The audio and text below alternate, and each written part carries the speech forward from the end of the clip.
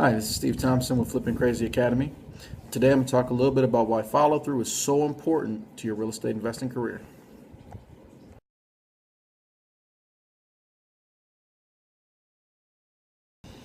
Alright, so tonight we're going to talk a little bit about why follow through is so important to your investor career. Well, as you're going to be looking towards becoming a real estate investor, or just do some transactions, to help you put some money in your pocket, whatever it may be, you're going to need to follow through. Just because you get a property under contract, just because you get a buyer to the table, it does not mean that the deal is done. It doesn't mean that, you're about to make this money and this is about to be the easiest transaction ever. It does happen, but it's not going to always happen that way. Trust me on that one. You're going to have to continuously follow up with your buyer. Make sure he's got everything ready. Make sure he doesn't have any questions that may need to be answered. Because if he does have a question, 9 times out of 10, he's not going to call you until much, much later. You might be a week or two after escrow and you're wondering why you haven't closed yet. Oh, well, you didn't check in with your buyer. You might want to check in with your seller. I do this on a weekly basis. I'll call the seller and find out if they have any questions. I'll call the buyer and find out if he has any questions or she has any questions. I'll contact my escrow officer, make sure they don't have any questions.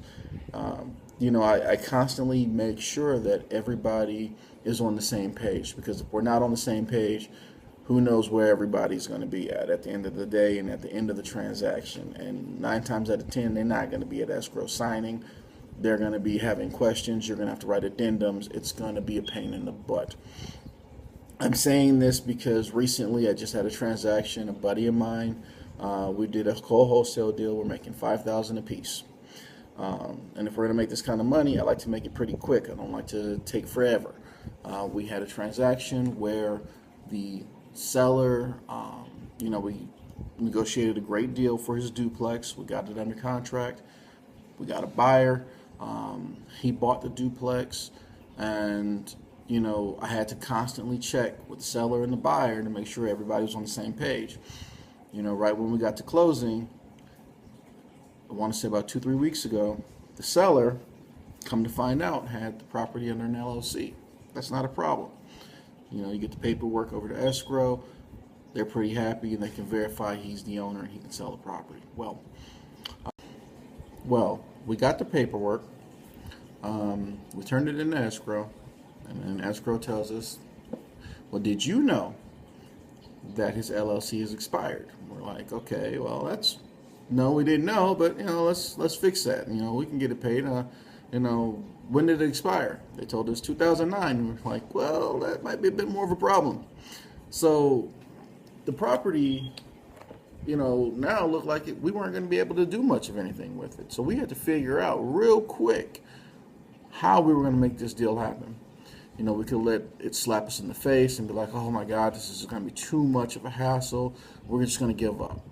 We could have said, you know what, the deal is dead, and let it go. We decided to push forward and be real creative and figure out exactly how we're going to get this thing to the finish line at the end of the day, because I put some time into this. I'm going to get paid. So the next step was to find out what is our next step. So after speaking with escrow and bugging them and trying to figure out how we can all get paid on this, they came up with an alternative. They said if we put the property back into the original trust, because the owner transferred it from the trust to the LLC, we can close the deal. We were like, okay, done deal, we're on it. So we called the owner, we told him what we needed, and after him accusing us of being liars and wasting his time, he finally agreed to go ahead and, revert the property back into the original LLC. To the original trust from the LLC. So we're like, okay, great. He did a quick claim deed. He sent it to us. We sent it to escrow. We did not notice that the quick claim deed that he sent over was not notarized. So if somebody's going to send you a quick claim deed to put it back, to revert it back over, make sure it's notarized, because records will not take it. They will not record a document that has not been notarized by a state notary. So we found out that it wasn't notarized. We couldn't record it, so we had to go back to the seller, have him notarize it. We got it notarized. We recorded it. We took it to escrow. We were like, okay, this is about to close. We're about to get paid. This is going to be great. Just to come and find out that the seller put it in the wrong trust. Yeah. So when we found out that he put it in the wrong trust, because title let us know after we already recorded it, we had to come up with a really quick solution. That quick solution was, I myself created the quitclaim deed the way that escrow needed it to be. We contacted the seller. We told him we need to revert it back. He was furious. Escrow called him and told him the same thing. He hung up on him. He was furious. Luckily we had a really great rapport with this guy, so we had to calm him down. And once we got him calm, we told him this is what we're going to do. We're going to have a mobile notary come to you. We're going to have the document ready the way that escrow would like it to be.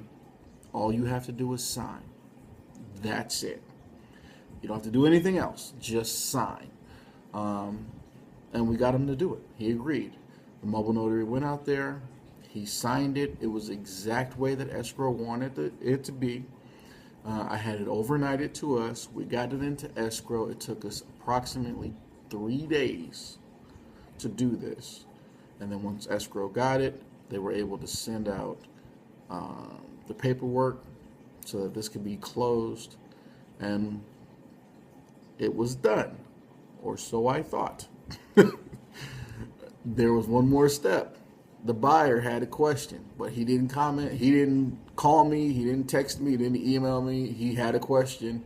And when I was checking up with escrow to make sure how everything was going good, they said they hadn't received the paperwork from the buyer yet.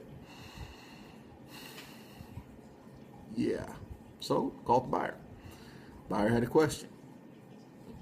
It was easy enough. I answered it. And, I got him the answers he was looking for. It took me less than 5 minutes. And then the buyer sent his paperwork over. Now, done deal. We closed this transaction on Friday of this last week. It is now Monday, and I will be picking up a check this afternoon. Had I not continued to follow through, this probably would have drug out for a whole another week.